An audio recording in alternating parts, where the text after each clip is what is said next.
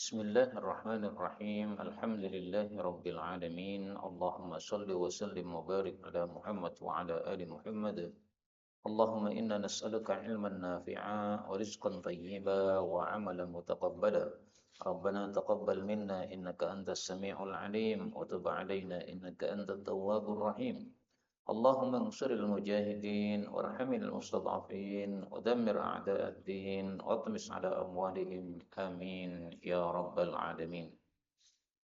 Alhamdulillah kaum muslimin rahimakumullah, kita melanjutkan pengajian hadis dari kitab Sunan At-Tirmidzi dan kita masih membahas hadis-hadis yang berkaitan dengan tafsir Al-Qur'an.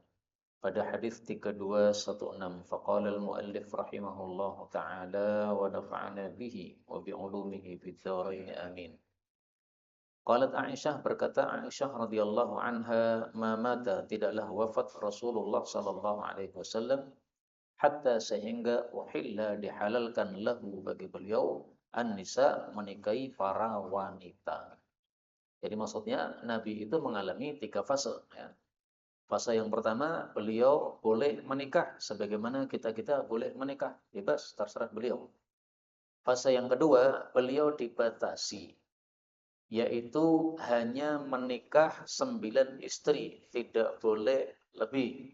9 itu adalah yang mereka sudah memilih Nabi Muhammad SAW ketika disuruh memilih antara dunia dengan Nabi. Ternyata mereka pilih Nabi. Nah, oleh Allah akhirnya dibatasi. Setelah 9 ini nggak boleh nikah lagi. Nah, kemudian fase yang ketiga, ini kata Aisyah, dihalalkan lagi untuk menikahi istri-istri lebih daripada 9 tadi. Tetapi beliau tidak menikah lagi. Jadi meskipun sudah dibolehkan, tapi beliau tidak melakukannya. Dan perkataan Aisyah ini adalah dalilnya dalam Al-Quran. Pada surat Al-Ahzab, Allah Subhanahu wa taala mengatakan, turji man tasya'u minhunna wa tu'wi ilaika man tasya'. Engkau berikan tempo kepada siapapun dari mereka dan engkau ambil siapapun dari mereka. Maksudnya, kalau ada wanita memberikan kepada Nabi dirinya, menawarkan, ya Rasulullah, saya siap jadi istrimu, saya berikan diriku untuk dirimu. Nah, itu Nabi boleh turji, untuk menolak atau menunda. Boleh juga untuk tu'wi, untuk mengambil. Nah, diterima sebagai istri, boleh. Nah, berarti ini menunjukkan bahwa Nabi sudah bebas memilih untuk menikah lagi atau tidak. Tapi saya jujur, ini tafsirannya diperselisihkan oleh para ulama. Tafsiran yang pertama itu tadi ya. Tafsiran yang kedua, turji man tasya, ini untuk istri-istri beliau. Istri-istri beliau itu kan sudah ada 9 tadi. Nah, 9 ini boleh Nabi bermalam pada satu istri, kemudian yang lainnya tidak bermalam padanya, padahal sudah jatahnya. Boleh juga Nabi Shallallahu Alaihi Wasallam bermalamnya urut, terserah Nabi. Ya. Kalau urut berarti adil kan, istri pertama, istri kedua, semalam, semalam, semalam, semalam. Tapi seandainya beliau maunya di Aisyah terus, nah itu bebas. Itulah yang dimaksud wa tu'wi ilaika man tasya. Kamu mau bermalam di Aisyah 9 hari, istri-istri yang lain sehingga nunggunya lebih lama, boleh, bebas. Tapi meskipun dibebaskan oleh Allah, beliau tidak mau melakukannya. Beliau pilih melakukan yang adil, yaitu satu istri, satu malam. Satu malam, satu malam, satu malam. Bahkan ketika Aisyah, ketika Nabi sedang sakit, itu beliau pengennya dirawat di Aisyah. Tapi karena beliau jatahnya bukan di Aisyah, beliau tetap berpindah-pindah, pindah-pindah. Akhirnya beliau itu minta izin kepada istri-istrinya, ya. Boleh enggak kalau saya itu bermalam di rumahnya Aisyah? Karena Aisyah itu yang paling dekat dengan Nabi Shallallahu Alaihi Wasallam, sehingga Nabi perlu kepada Aisyah karena beliau sedang sakit nih. Nah, oleh istri-istrinya kemudian diizinkan. Nah, akhirnya itulah yang dilakukan Nabi di akhir hayatnya. Sehingga kata-kata ini ya, dihalalkan bagi Nabi untuk menikahi wanita-wanita yang lain selain 9 istri, itu masih diperselisihkan oleh para ulama karena ada 2 tafsiran tadi. Berikutnya 17 dari Anas bin Malik radhiyallahu anhu berkata, adalah aku bersama Nabi sallallahu alaihi wasallam, lalu beliau itu mendatangi pintu salah satu istri yang beliau itu barusan menikah dengannya. Menikah kemudian hubungan intim. Nah, itu namanya arrosa, ya, mengumpuli. Ternyata di rumahnya itu ada suatu kaum. Maka beliau pun pergi, lalu beliau menyelesaikan hajatnya dan beliau itu tertahan alias agak lama ketika menyelesaikan hajatnya. Kemudian beliau kembali lagi, ternyata di rumahnya tadi masih ada kaum. Maka beliau pun pergi lagi sehingga beliau menunaikan hajatnya lagi. Lalu beliau kembali dan orang-orang sudah keluar. Anas mengatakan, lalu beliau pun masuk ke rumahnya dan beliau menjuraikan antara saya dengan Nabi Shallallahu Alaihi Wasallam akan satu tirai. Maka saya ceritakan kepada Abu Talhah. Maka Abu Talhah berkata, sungguh jika terjadi seperti yang kamu ucapkan, betul-betul pasti akan turun dalam masalah ini suatu ayat. Qala, rawi mengatakan, lalu ternyata betul-betul turun ayat yang menyuruhkan untuk hijab. Nah, ini yang berkaitan dengan tafsirnya. Ini kan kita sekarang mempelajari tafsir surat Al-Ahzab. Nah, dalam surat Al-Ahzab itu ada ayat namanya ayatul hijab. Ayat hijab. Apa yang dimaksud ayat hijab? Mari kita lihat di dalam Al-Quran. Tulis kata-kata al-hijab, kata-kata hijab, nanti akan muncul ayatnya pada surat Al-Ahzab, yaitu ayat yang ke-53. Nah, ini ayatnya, Pak. Ya ayyuhalladzina amanu, wahai orang-orang yang beriman, la tadkhulu buyutan nabi, jangan masuk ke rumah nabi, illa ayyudzana lakum, kecuali kalau diizinkan, ila ta'amin, untuk makan makanan, ghaira nadhirina inah, tanpa menunggu matangnya atau menunggu waktunya. Walakin idza du'itum fadkhulu, tapi kalau kalian dipanggil barulah masuk. Belum dipanggil jangan masuk, ya, jangan menunggu matangnya di dalam rumah tadi. Nah, kemudian pada akhir ayat dikatakan wa idza sa'altumuhunna mata'an, kalau kalian minta kepada istri-istri Nabi akan perbekalan, fas'aluhunna min wara'i hijab, mintalah kepada mereka dari balik hijab, dari balik tirai. Nah, maka tidak boleh kita bertemu dengan istri-istri Nabi dengan melihat mata kita kepada badan mereka. Nggak boleh. Harus dibalik tirai, ya, Pak. Dan ini khusus untuk istri-istri Nabi. Kalau istrinya kiai, nggak apa-apa. Saya punya kiai, kemudian saya mau ketemu sama Bu Nyai. Assalamualaikum, waalaikumsalam. Beliau bukan pintunya, saya melihat beliau. Nggak apa-apa. Bahkan melihat wajah beliau nggak apa-apa. Memang wajah bukan aurat. Ya. Tapi khusus istri-istri Nabi, nggak bisa. Wajahnya nggak boleh dibukakan di depan halayak. Demikian juga bodinya ini tidak dibukakan di depan halayak. Sehingga kalau kita ketuk pintu di rumah Nabi, Assalamualaikum, waalaikumsalam, maka kita hanya mendengar suaranya saja. Dibukakan pintu, tapi istri Nabi di balik tirai. Nah, kita tidak melihat karena di balik tirai. Kita hanya mendengar suaranya. Itulah yang dimaksud miwaro hijab, sebagaimana di sini tadi dikatakan sitron. Ya. Ada sitir. Sitir itu adalah tirai atau kain yang menutupi antara tamu dengan orang yang dengan istri Nabi Shallallahu Alaihi Wasallam. Kenapa begitu? Ya, ini untuk kemuliaan istri-istri Nabi Shallallahu Alaihi Wasallam. Berikutnya 218 dari Anas bin Malik radhiyallahu anhu berkata, telah menikah Rasul sallallahu alaihi wasallam, lalu beliau pun masuk pada keluarganya, maksudnya mengumpulinya. Maka membuatlah ibu saya, yaitu Ummu Sulaim, akan makanan hais. Makanan hais ini adalah makanan campuran dari 3. Yang pertama kurma, manis. Yang kedua keju, asin. Yang ketiga minyak samin, supaya lunak. Nah, 3 ini dicampur, namanya menjadi makanan hais. Lalu dia meletakkannya pada satu wadah. Taur itu adalah wadah yang terbuat dari tembaga atau dari batu. Lalu dia mengatakan, wahai Anas, pergilah dengan makanan ini kepada Rasul Sallallahu Alaihi Wasallam. Katakan kepada Nabi bahwasanya telah mengirim makanan ini kepada engkau, ibu saya. Dan dia mengirimkan salam kepada engkau, dan dia berpesan, sesungguhnya makanan ini untuk Anda dari kita hanya sedikit, wahai Rasulullah. Sampai di sini dulu kita ambil pelajaran. Bahwasanya kalau ada orang yang menikah, maka mustahab atau disunahkan kita kirim makanan kepada orang yang menikah tadi, supaya dia bisa terbantu untuk melaksanakan walimah. Zaman dulu kan walimahnya sederhana, Pak. Jadi makanan apa yang dikirim oleh tetangga-tetangganya, ya itu yang dihidangkan. Tetangganya ngirim beras, ya berarti berasnya dimasak. Tetangganya ngirim lontong, ya berarti nanti buat sate lontong. Jadi sederhana, tidak seperti zaman sekarang ya, harus di gedung dan sebagainya. Nah, kalau sekarang berarti pelaksanaannya bagaimana? Kita bisa kirimkan bahan mentah yang diperlukan ketika walimah, misalnya teh atau gula atau beras atau minyak, atau kita kirimkan uang juga boleh. Sehingga saling membantu dalam bab walimah ini sesuatu yang baik. Karena semua kita pasti perlu untuk dibantu apabila harus mengeluarkan sesuatu yang banyak sementara kita bukan orang kaya. Kalau orang kaya mungkin nggak perlu bantuan, tapi kan kehidupan rata-rata sahabat Nabi itu adalah kehidupannya orang-orang yang sangat sederhana, yang miskin.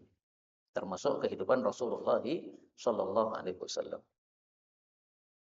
Kemudian Anas mengatakan, saya pun pergi dengan makanan tadi kepada Rasul Shallallahu Alaihi Wasallam. Lalu saya berkata, sesungguhnya ibu saya mengucapkan salam kepada engkau dan berpesan, sesungguhnya makanan ini dari kami untuk Anda sedikit. Maka Nabi bersabda, "Dha'hu, taruhlah dia." Kemudian beliau bersabda, "Idhab, pergilah, fad'uli, panggil untuk saya, undang untuk saya, fulanan wa fulanan wa fulan," disebutkan nama-namanya, "waman lakita," dan siapapun yang kamu jumpai di jalan. Fasamma rijalan, maka beliau pun menyebutkan beberapa nama orang laki-laki. Nah, ini menunjukkan dua hal. Yang pertama, bahwasanya yang diundang pada walimah Nabi ini hanya laki-laki, tidak ada perempuan. Apakah berarti tidak boleh kita mengundang perempuan untuk walimah? Boleh. Tapi jangan sampai ada campur bau ikhtilat. Nah, kenapa Nabi tidak mengundang para perempuan? Karena rumah beliau sangat kecil. Sehingga kalau diundang laki dan perempuan, pasti akan campur bau. Sehingga beliau walimahnya hanya laki-laki. Dan ini diambil pelajaran juga bahwa walimah tidak harus besar. Rasulullah cuma menyebutkan fulan, fulan, fulan. Nah, berarti kan bisa dihitung jari itu. Sehingga tidak besar, Pak. Tapi memang akhirnya jadi banyak karena beliau mengatakan siapapun yang kamu jumpai di jalan diundang. Padahal makanannya sedikit tadi. Kenapa kok makanannya sedikit tapi malah Nabi mengundang banyak orang? Karena Nabi tahu bahwasanya beliau kalau minta barokah dari Allah, Allah nanti akan berikan apa? Barokah. Jadi makanannya sedikit memang, tapi beliau yakin 100% bahwasanya Allah sangat mampu ngasih barokah. Nah, kita belum sampai yakinnya setingkat Nabi Muhammad SAW, Pak. Sehingga kita jangan niru Nabi. Kita menyiapkan 100 sate lontong, yang kita undang 1000. Ngawur ya. Nyiapkannya 100, ya diundang 100. Nyiapkannya 1000, ya undang 1000. Dipaskan, karena kita tidak seperti Rasul Sallallahu Alaihi Wasallam. Kemudian saya pun memanggil orang-orang yang beliau sebutkan dan siapapun yang saya jumpai. Nah, maka perawi bertanya kepada Anas, jumlahnya berapa mereka itu? Maka dia mengatakan, zuha'a sekitar 300 orang. Jadi rumah Nabi sangat kecil, tapi ngundangnya berapa? 300 orang.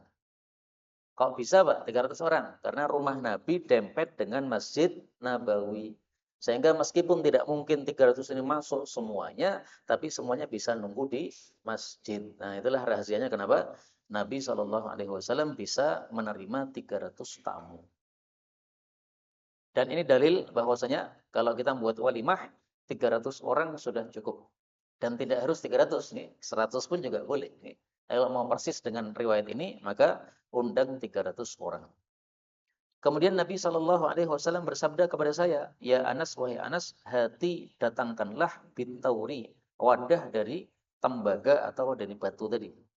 Lalu mereka pun masuk sampai penuhlah sufah dan juga hujroh. Sufah itu apa? Tempat yang ada naungannya di bagian masjid Nabi Shallallahu Alaihi Wasallam. Jadi ini Masjid Nabawi, bagian belakangnya itu ada tempat bernaung. Nah, itu namanya sufah. Jadi gambarannya Masjid Nabawi itu, Pak, zaman dulu, itu yang dinaungi cuma depan sama bagian belakang. Jadi yang depan ini dinaungi karena biasanya digunakan untuk sholat jamaah sehari-hari. Sehari-hari kan nggak penuh masjidnya. Penuh itu kalau Jumat. Sehari-hari cuma depan. Terus tengahnya ini kosong, tidak ada atapnya. Sehingga kalau hujan turun ya akan masuk langsung. Nah, karena bagian belakangnya itu ada atapnya lagi. Nah, itu yang disebut sebagai sufah. maka sufahnya itu penuh.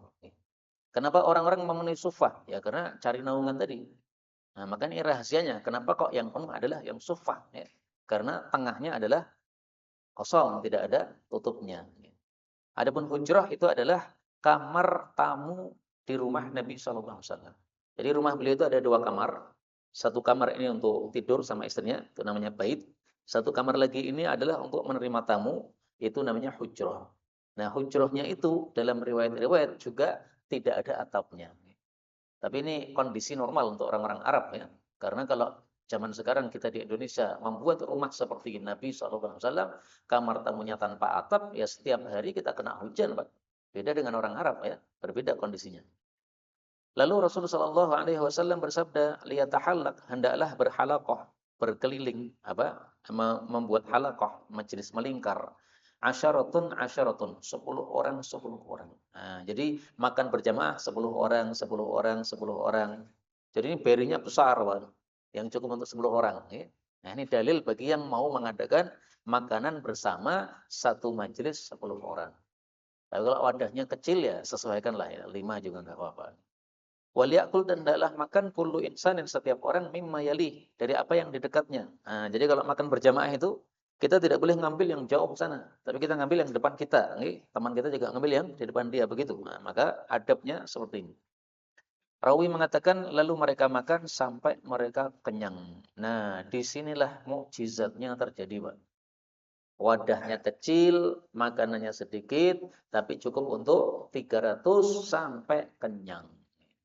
Kalau 300 tidak sampai kenyang berarti cuma dulit-dulit tok, ya. Sak sendok. Ini sampai kenyang.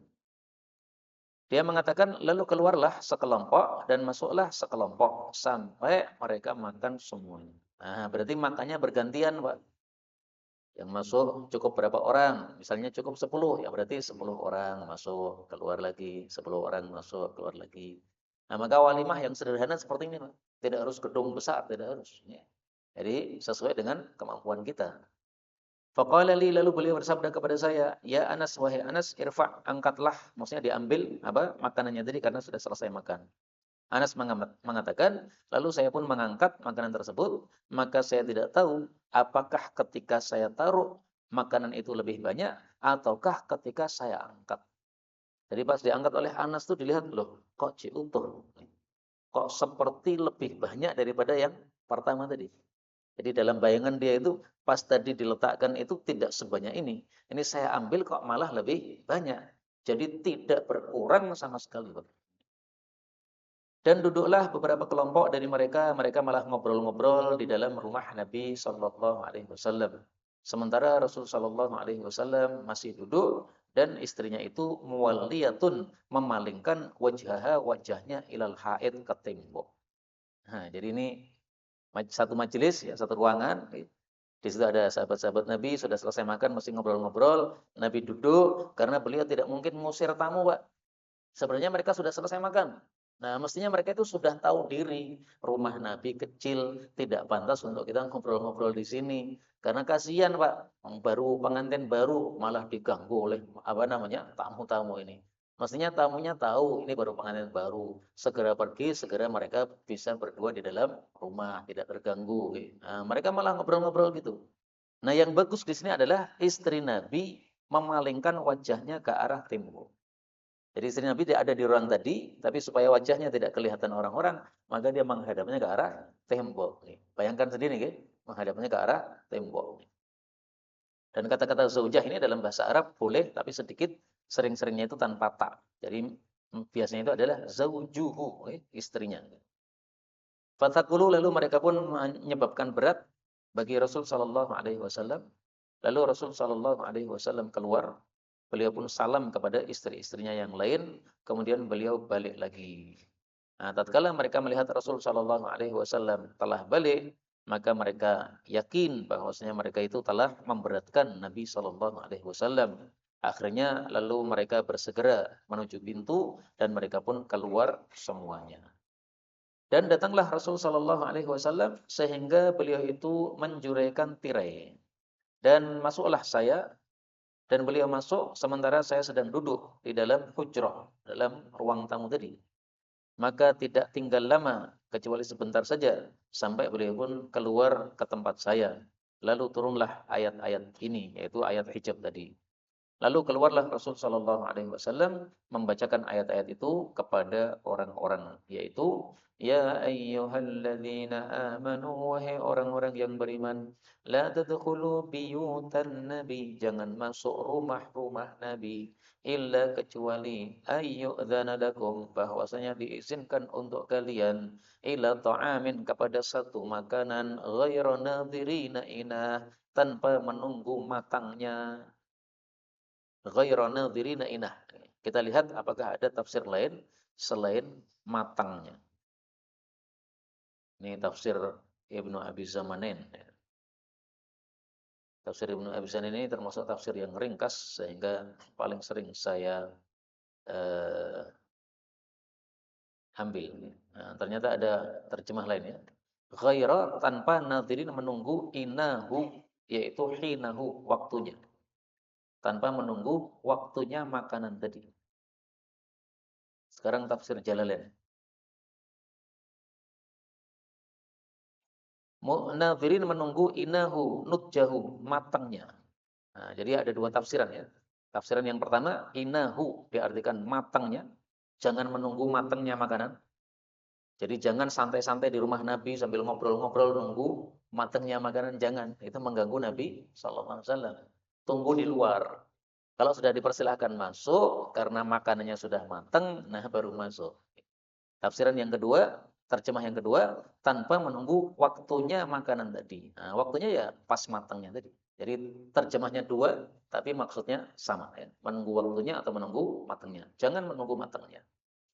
Walakin, akan tapi, idza du'itum, kalau kalian dipanggil untuk masuk, fadkhulu, maka masuklah.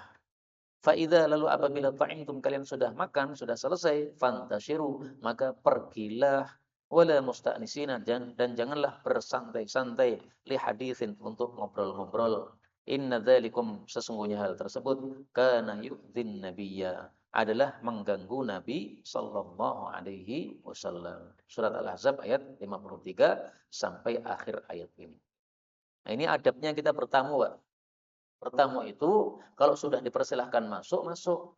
Kalau belum dipersilahkan masuk, ya kita sabar menunggu di luar. Di luar 5 menit, nggak apa-apa. Oh, memang kita bukan pemilik rumah. Kita nggak boleh masuk rumah, kecuali sudah diizinkan. Kalau kita tidak mau nunggu, ya sudah, jangan bertamu, pergi saja. Kemudian, kalau kita sudah selesai hajat, segera pergi. Nah, ini adabnya, Pak. Maka di sini jelas sekali, ta'imtum fantashiru. Kalau sudah selesai makan, ya pergi. Kecuali kalau kita tahu bahwasanya yang mengundang ini senang kalau kita berlama-lama di situ. Misalnya teman lama, ya. Teman lama nggak ketemu lama, nah, ketemu pas undangan walimah. Dia sangat senang sekali ketemu dengan temannya ini karena dulu akrab sekali. Sehingga dia malah tahan. Yang lain-lain biar pulang, kamu jangan pulang. Nah, berarti kita tahu bahwa dia senang di situ. Nah, kalau dia senang, silahkan berlama-lama. Tapi hukum asalnya, selesai hajat, pergi. Kita ketemu misalnya Pak RT atau ketemu siapalah. Ya. Keperluannya apa? Keperluannya minta tanda tangan. Ya sudah, tanda tangan selesai, segera pergi. Karena bisa jadi pemilik rumah itu punya hajat. Gara-gara kita datang, hajatnya jadi tidak terpenuhi. Nah, sehingga kita segera pergi supaya tidak mengganggu hajatnya. Qala Ja'ad, berkata Ja'ad perawi hadis, berkata Anas bin Malik, ana, saya ini ahdatsun nas, orang yang paling baru ahdan, mengetahui bihadhil ayat, terhadap ayat ini. Artinya ketika turun ayat itu, yang tahu pertama kali adalah Anas. Kenapa? Karena pas ayat itu turun, Anas ada di rumah Nabi sallallahu alaihi wasallam. Kemudian Nabi memberitahu. Nah, berarti yang pertama kali tahu adalah Anas. Wa hujibna, kemudian ditutupilah nisa'u, istri-istri Rasulullah sallallahu alaihi wasallam, yaitu sejak turun ayat tadi, maka istri-istri Nabi sudah tidak boleh terlihat bodinya lagi. Sehingga kalau mereka keluar rumah, ya sesuai dengan keperluannya saja. Keluar rumah, nggak apa-apa. Tapi nanti kalau ada orang yang ketemu dengan istri-istri Nabi di dalam rumah beliau, maka harus dibalik tirai. Tidak boleh apa? Tampak tubuhnya atau bodinya. Dan ini khusus untuk istri-istri Nabi Sallallahu Alaihi Wasallam.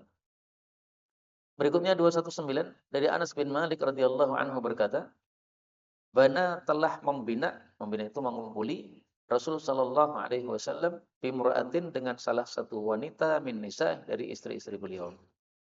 Lalu beliau mengutus saya, lalu saya pun mengundang suatu kaum untuk makanan, yaitu makanan walimah. Maka tatkala mereka sudah selesai makan dan mereka keluar, berdirilah Rasul sallallahu alaihi wasallam untuk pergi ke arah rumahnya Aisyah radhiyallahu anha. Jadi pertama kali yang didatangi siapa? Aisyah. Jadi gambarnya gini, Pak. Menikah dengan Zainab, ya kan? Zainab itu istri yang lain.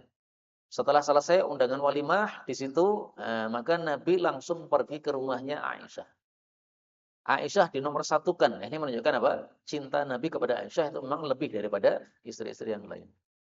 Lalu beliau melihat dua orang laki-laki masih duduk-duduk, maka beliau pun pergi pergi untuk fangsarafa, beliau bubar rojian untuk pergi, untuk kembali. Maka berdirilah dua orang tadi, lalu keduanya keluar. Maka Allah pun menurunkan ayat ini. Ya ayyuhalladzina amanu la tadkhulu buyutan nabiyyi illa an yu'dzana lakum ila ta'amin ghayra nadhirina ina. Ayat yang tadi Ahzab 53. Dan dalam hadis ini ada kisah yang sudah disebutkan pada hadis sebelumnya. Berikutnya 20 dari Abu Mas'ud Al-Ansari radhiyallahu anhu, dia mengatakan, telah datang kepada kami Rasulullah sallallahu alaihi wasallam sementara kami berada di majelisnya Sa'ad bin Ubadah. Nah, jadi para sahabat sedang berombongan di majelisnya Sa'ad. Kenapa? Karena Sa'ad ini adalah kepala suku Khazraj. Jadi wajar kalau ada beberapa orang yang bermajelis bersama beliau. Maka berkata kepada Nabi sallallahu alaihi wasallam Bashir bin Sa'ad, berarti anaknya tokoh tadi. Allah telah menyuruh kita untuk selawat kepada engkau. Maka bagaimana cara kita selawat kepada engkau? Maka diamlah Rasulullah sallallahu alaihi wasallam sampai kami pun berangan-angan bahwasanya Bashir tadi tidak bertanya kepada Nabi sallallahu alaihi wasallam. Karena apa? Mereka tidak suka kalau memberatkan Nabi. Jadi para sahabat saking cintanya kepada Nabi itu tidak suka kalau ada sesuatu membuat Nabi jadi susah. Nah, Nabi ditanya, diam. Nah, mereka khawatir. Diamnya ini karena apa? Tidak suka dengan pertanyaan tadi. Nah, maka mereka berangan-angan seandainya tidak muncul pertanyaan itu. Padahal sebenarnya beliau diamnya ini karena menerima wahyu. Beliau kalau ditanya bab agama dan beliau tidak tahu, maka beliau diam. Nah, diam itu biasanya turun wahyu. Nah, sebagaimana juga di sini, beliau mendapatkan wahyu. Kemudian beliau bersabda, "Qulu, ucapkan." Nah, ini sudah dapat wahyu ya. Allahumma salli ala Muhammadin wa ala ali Muhammadin kama sallaita ala Ibrahim wa ala ali Ibrahim wa barik ala Muhammadin wa ala ali Muhammad kama barakta ala Ibrahim wa ala ali Ibrahim fil alamin innaka Hamidum Majid. Nah, selawat ini disebut selawat Ibrahimiyah karena ada kata-kata Ibrahim. Dan inilah selawat yang paling afdal. Dan anehnya orang-orang zaman sekarang, mereka lebih suka selawat-selawat yang dibuat manusia dan meninggalkan selawat yang dibuat Rasulullah SAW. Lebih aneh lagi, mereka mengumpulkan satu kitab tebal, isinya macam-macam selawat buatan manusia. Aneh lagi, Pak. Manusia selain Nabi. Nabi sudah ngajarkan. Terus manusia-manusia yang lain buat juga. Memang boleh. Tapi kira-kira lebih afdal mana? Yang buatan Nabi atau buatan manusia? Anehnya di sini. Karena itu saya tidak termasuk yang suka untuk mengumpulkan kitab-kitab salawat. Enggak suka saya, Pak. Bukan berarti karena benci sama salawat buatan manusia. Bukan ya. Tapi lebih afdal kita pakai salawat buatan Nabi daripada salawat buatan selain Nabi Sallallahu Alaihi Wasallam. Kemudian salawat itu paling bagusnya digabungkan antara Allahumma sholli, ya Allah berikanlah salawat, dan Allahumma barik, ya Allah berikanlah barokah. Maka dua isinya, salawat sama barokah. Bedanya apa? Salawat itu adalah ampunan dari Allah Subhanahu wa taala atau rahmat. Tapi kalau barokah itu adalah kebaikan yang banyak. Nah, sehingga barokah ini lebih umum ya karena semua kebaikan masuk di dalam kata-kata barokah ini. Kemudian di sini ada tambahan fil alamin. Nah, tambahan ini sahih, Pak. Karena sebagiannya kan wa ala ali Ibrahim innaka Hamidum Majid tanpa fil alamin. Tapi ternyata fil alamin ini sahih hadisnya. Diriwayatkan oleh Imam Tirmidzi 3220, juga diriwayatkan oleh Imam Muslim dan yang lain-lainnya. Dan alamin, seluruh alam itu maksudnya seluruh makhluk, yaitu selain Allah disebut alam. Adapun salawat yang paling ringkas ini, Allahumma sholli ala Muhammad. Nah, sampai di sini ini adalah salawat yang paling ringkas yang ini sudah sah. Sehingga seandainya kita sholat, tahiyat, kemudian kita keburu-buru untuk segera menyelesaikan sholat, itu boleh kita hanya membaca salawat ringkas nih, Pak. Jadi, at-tahiyatu lillah, wassalawatu wassalamat, assalamu alayka ayyuhan nabi wa rahmatullahi wa barakatuh, assalamu alayna wa ala ibadillahi sholihin, Allahumma salli ala Muhammad, assalamu alaikum. Boleh. Dan ini kadang-kadang saya lakukan. Kapan? Ketika saya salat sunnah, saya belum selesai salat, masih tahiyat, imamnya sudah datang, sudah siap di mihrab. Nah, kalau imamnya sudah siap, saya biasanya pakai salawat paling pendek, Pak. Allahumma salli ala Muhammad, assalamualaikum, assalamualaikum. Karena kasihan ya, imamnya malah menunggu jamaahnya gara-gara belum selesai salat. Sehingga supaya selesai, maka kita ringkas menjadi salawat yang paling inti.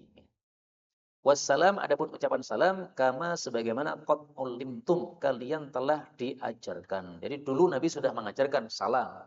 Yang belum apa? Salawat.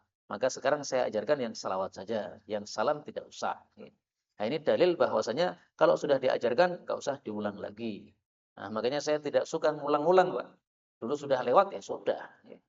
Sudah lewat, nggak usah, Pak, diulang lagi. Ini dalilnya. Tapi seandainya diulang-ulang lagi, juga ada dalilnya. Dalam Al-Quran itu seringkali ayat diulang lagi, diulang lagi, diulang lagi. Karena kaidahnya adalah ma takarrara taqarrara. Sesuatu yang diulang-ulang itu akan menancap dalam hati. Nah, maka diulang-ulang supaya lebih paham lagi, supaya lebih mantap lagi. Dan kata-kata ini kama ulimtum, ini boleh juga dibaca kama alimtum. Kalau dibaca alimtum, ainnya di fathah, artinya sebagaimana kalian sudah tahu.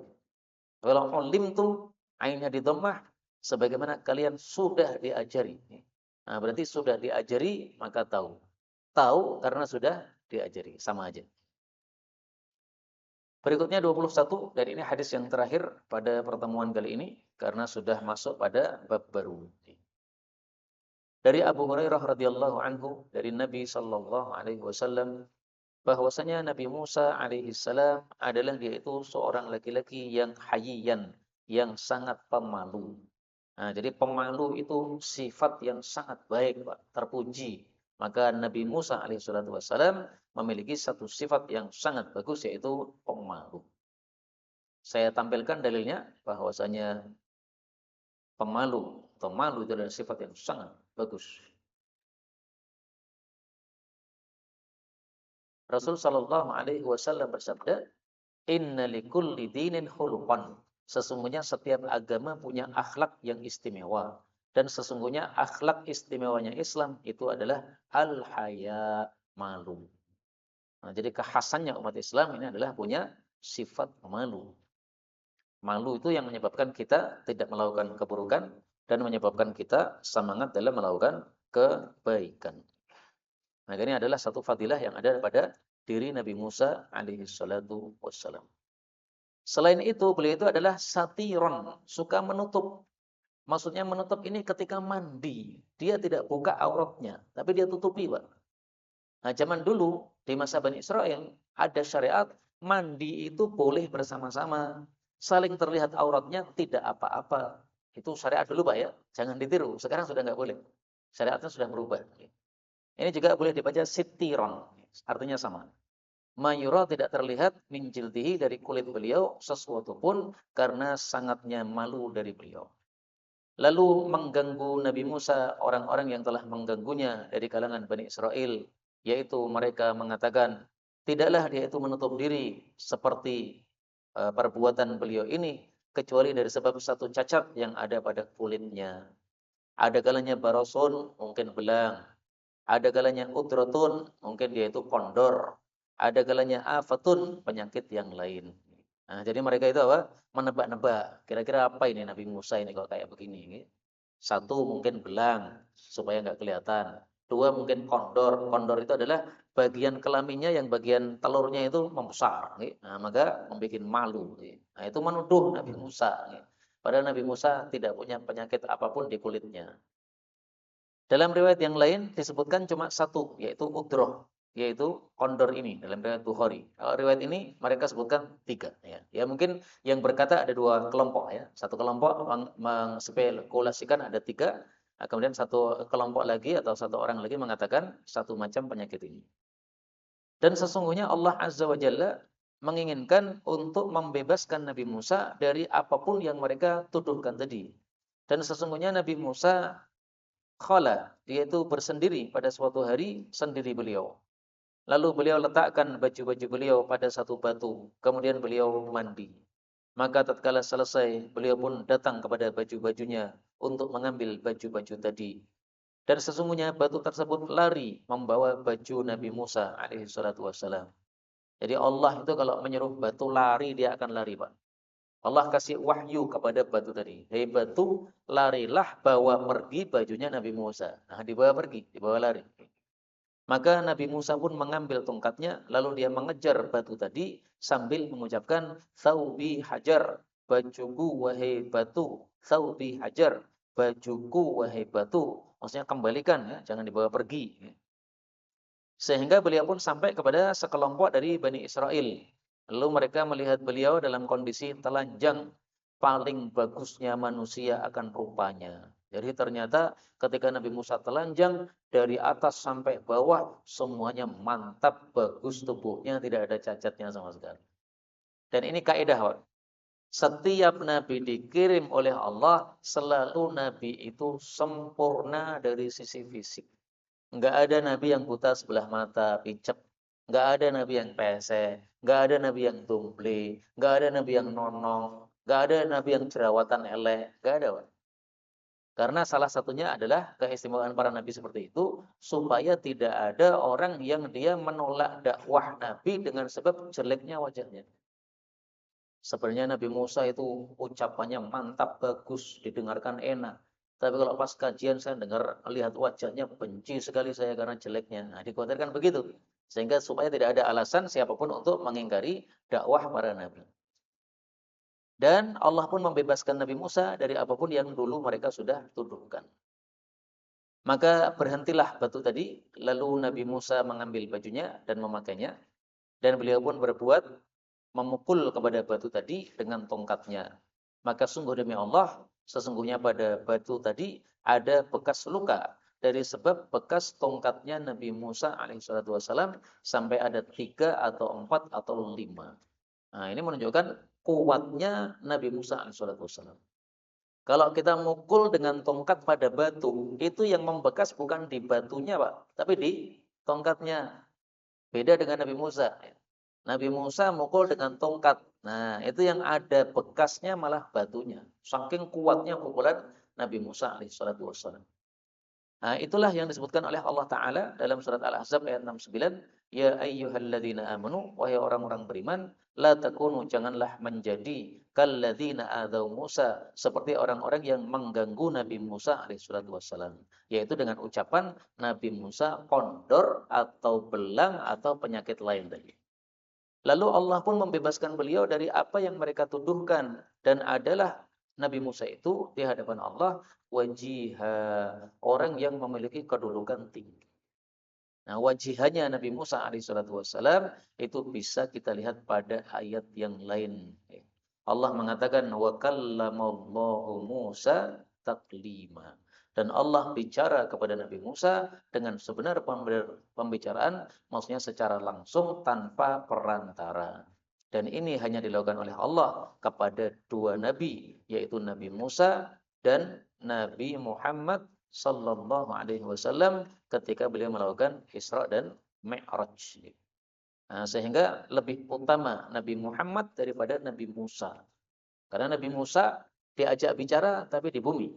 Tapi Nabi Muhammad SAW diajak bicara, beliau disuruh naik ke langit, berjumpa dengan Allah di langit. Inilah kaum muslimin rahimani wa rahimakumullah, beberapa hadis yang dapat kita baca pada pertemuan kali ini, betulnya dari Allah Ta'ala. Kalaupun ada salahnya, fa astaghfirullahal azim li wa lakum walhamdulillahi rabbil alamin.